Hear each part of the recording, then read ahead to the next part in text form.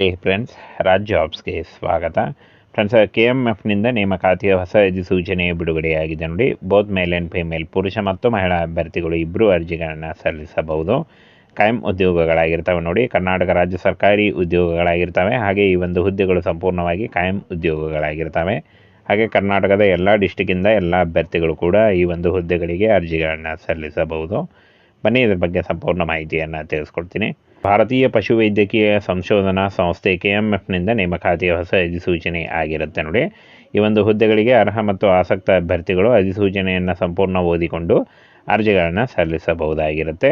ಇನ್ನು ಈ ಒಂದು ಹುದ್ದೆಗಳಿಗೆ ಸಂಬಂಧಪಟ್ಟಂತೆ ವೇತನ ಶ್ರೇಣಿ, ಹುದ್ದೆಗಳ ಸಂಖ್ಯೆ ಹಾಗೂ ಆಯ್ಕೆ ವಿಧಾನ, ಅರ್ಜಿ ಸಲ್ಲಿಸುವ ವಿಧಾನ, ಅರ್ಜಿ ಶುಲ್ಕ, ವಿದ್ಯಾರ್ಹತೆ, ವಯೋಮಿತಿ ಸಂಪೂರ್ಣ ಮಾಹಿತಿ ವಿಡಿಯೋದಲ್ಲಿರುತ್ತೆ ನೋಡಿ. ಇನ್ನು ಹುದ್ದೆ ಹೆಸರನ್ನು ನೋಡೋದಾದರೆ ಯುವ ವೃತ್ತಿಪರ ಅಸಿಸ್ಟೆಂಟ್ ನೋಡಿ, ಕಚೇರಿ ಸಹಾಯಕ ಉದ್ಯೋಗಗಳಿಗೆ ನೇಮಕಾತಿ ನಡೀತಾ ಇದೆ.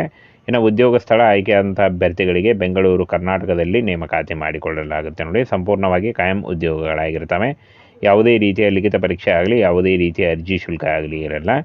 ಇನ್ನು ಈ ಒಂದು ಹುದ್ದೆಗಳಿಗೆ SLC, PUC ಹಾಗೂ ಡಿಗ್ರಿ ಮಾಡಿದಂಥ ಬೋತ್ ಮೇಲ್ ಆ್ಯಂಡ್ ಫಿಮೇಲ್ ಅರ್ಜಿಗಳನ್ನು ಸಲ್ಲಿಸಬಹುದು.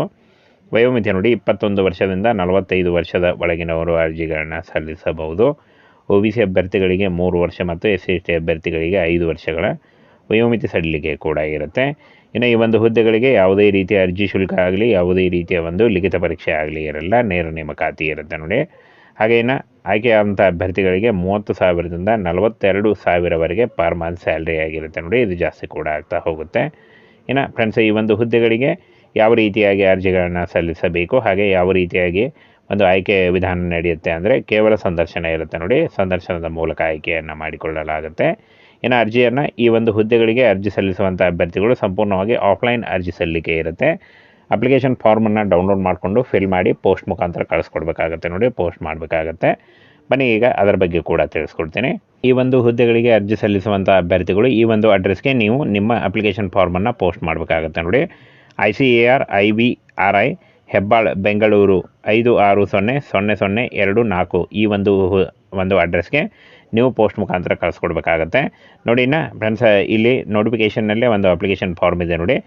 ಇಲ್ಲಿ ಅಪ್ಲಿಕೇಶನ್ ಫಾರ್ಮೆಟ್ ಇದೆ. ಅಪ್ಲಿಕೇಶನ್ ಫಾರ್ ದ ಪೋಸ್ಟ್ ಅಂತ ಹಾಕಿ, ಹಾಗೆ ನಿಮ್ಮ ಇತ್ತೀಚಿನ ಒಂದು ಫೋಟೋಗ್ರಾಫಿ, ಹಾಗೆ name of the candidate, father's name ಮತ್ತು ಡೇಟ್ ಆಫ್ ಬರ್ತು, ಹಾಗೆ SC/ST PH ಅಥವಾ ಜನರಲ್ ಯಾವ ಕಾಸ್ಟಿಗೆ ಸೇರ್ತೀರಾ, postal address, permanent address, qualification, ಹಾಗೆ ಇನ್ನು friends email ID, phone number, experience ಏನಾದರೂ ಇದ್ದಲ್ಲಿ, ಮತ್ತು ಫ್ರೆಂಡ್ಸ್ ನೀವು ಈ ಮುಂಚೆ ಏನಾದರೂ ICARದಲ್ಲಿ ವರ್ಕ್ ಮಾಡಿದರೆ ಅದರ ಬಗ್ಗೆ ಕೂಡ ಏನಾದರೂ ನಿಮ್ಮ ಡೀಟೇಲ್ಸ್ ಇದ್ದರೆ ಅದನ್ನು ಅವರು ಕೂಡ ಅರ್ಜಿಗಳನ್ನು ಸಲ್ಲಿಸಬಹುದಾಗಿರುತ್ತೆ ನೋಡಿ. ಈ ಒಂದು ಲಿಂಕನ್ನು ವಿಡಿಯೋ ಡಿಸ್ಕ್ರಿಪ್ಷನ್ನಲ್ಲಿ ಅಥವಾ ನಮ್ಮ ಟೆಲಿಗ್ರಾಮ್ ಚಾನಲಲ್ಲಿ ಹಾಕಿರ್ತೀನಿ. ಅಲ್ಲಿ ಹೋಗಿ ನೀವು ಕೂಡ ಡೌನ್ಲೋಡ್ ಮಾಡಿಕೊಂಡು ಅರ್ಜಿಗಳನ್ನು ಸಲ್ಲಿಸಬಹುದು.